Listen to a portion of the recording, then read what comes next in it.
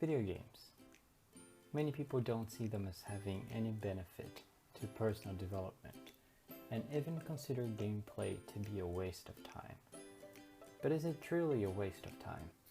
Since the beginning of the 21st century, researchers have been investigating how video games can contribute to education, both in classroom environments and in informal contexts, such as playing alone. When it comes to language learning and development, the scholar that first comes to mind for video game-based learning researchers is James Bull G, a linguist, discourse analyst, and, why not, video game enthusiast, who included video games in the educational research landscape with the publication of his book, What Video Games Have to Teach Us About Learning and Literacy in 2003. G was the first of many researchers who have since then investigated how games can make learning more meaningful and enjoyable for 21st century learners. In this video, I describe 3 different benefits of gameplay specifically related to language learning. 1. Possibilities for active written and/or oral language use, also called willingness to communicate. 2. Motivation.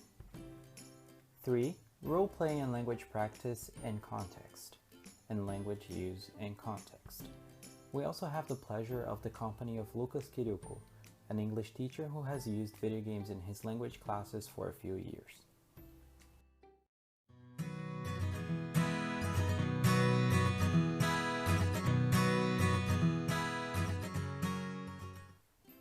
Video game environments usually go beyond physical borders.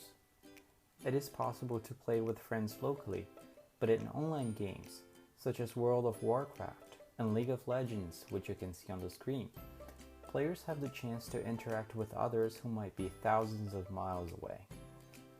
That alone encourages players to learn and practice the common language of communication, which is, in most cases, English. This benefit, however, is not only observed in online games. Nowadays, even some single-player games require the use of language to move forward, such as the case of Scribblenauts, where the player needs to create objects using words written on a magical notebook to solve puzzles, and Elegy for That World, an experimental game in which you, an intergalactic explorer, visit different abandoned planets and write about them. In these games, language is not only used to aid the player in understanding the story or the action. Language is the very tool that the player uses to, let's say, win. If you look at numbers related to the video game market, they are astonishing. According to the most recent Global Games Market report, there are more than 2.2 billion gamers in the world.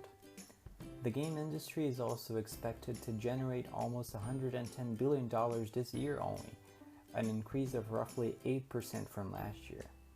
That is, the industry is already big and it's getting even bigger.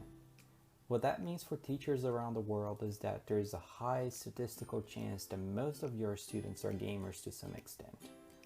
But how is this related to motivation? Studies have shown that learners are motivated when games are used in the classroom, since it's something that they can personally relate to, media that they're familiar with. Video games are also designed to keep the player engaged, and most offer instant feedback following players' actions. In many video games, the player controls a main character who has to overcome a series of obstacles. This scenario can unfold in any given context. In Papers, Please, for example, the main character is a border agent in a fictional country that's recovering from a war, and your duty is to verify if visitors or returning citizens have the necessary documents to get in the country. Nowadays, with video games, you can simulate being a farmer, an artist, a game developer, you name it. The variety of roles that the player can take on also expands the possibilities of language use in context. For example, in the example that you see on the screen, Stardew Valley, learners can develop their vocabulary related to farming. And this is just one instance of a world of many possibilities. Lucas Kirilko, born and raised in Arapongas in southern Brazil, is an English teacher and avid gamer. Lucas attributes the majority of his development in the language that he now teaches to video games, which led him to start a project using video games in his English classes 2 years ago. That is the biggest motivation. The experience that I have with games, I need to put that to other people, because games, they're not just toys, they are a new media, they are a new way of art. I use a lot of indie games. Indie games, they are games that are not with big budget games, they're not famous games, you not hear about them all the time. But they are games that are made by a short staff of people, like 5 people or 10 guys in a basement or in a garage, something like that. And they have this idea that they want to put forward. A lot of big games, they are translated to Portuguese or subtitled in Portuguese, so if you have something like that, you kind of break the connection. You need to have everything in English, and indie games have that. The one that they love is Papers, Please. Papers, Please is one game that they love. Stanley Parable is always a game that is their favorite, because every time you go someplace different, you hear different commands from the narrator. You also have Five Nights at Freddy's that they like as well, because you have the way, if you get the audio of the tapes and just play the audio, you see a lot of history back there. You see a lot of things that happen and that you probably not know inside the game, inside the normal game, inside the basic. There is even a game that I like very much. It's called Emily's Away, where it's a simulator of Messenger back in the early 2000s or mid 90s. And it brings the students a lot of ways of interacting, of feeling a lot of different people that they will never be able to feel like that way. With video games, you have this interactive. You kind of make them use the language. Like, if they don't know the language, they can't go forward in the level. They cannot know what to do. And if they don't know what to do, they be stuck. Because it's something different.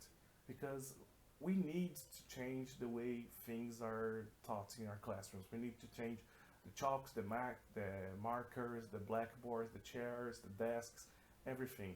We need to change that. And I think that including a project like that in a school that have the aim of giving students the fluency in the English language, I think that is a big step. Finally, for those who are not gamers, adopting a game-based pedagogy might be a difficult task when it comes to game choices and classroom methods, but the teacher can look for scholarly articles and other resources, such as blog posts, describing game-based learning experiences. That way, you can get inspired and get ideas about games that might work in the classroom, as well as strategies to improve their potential for language learning and use. See you next time!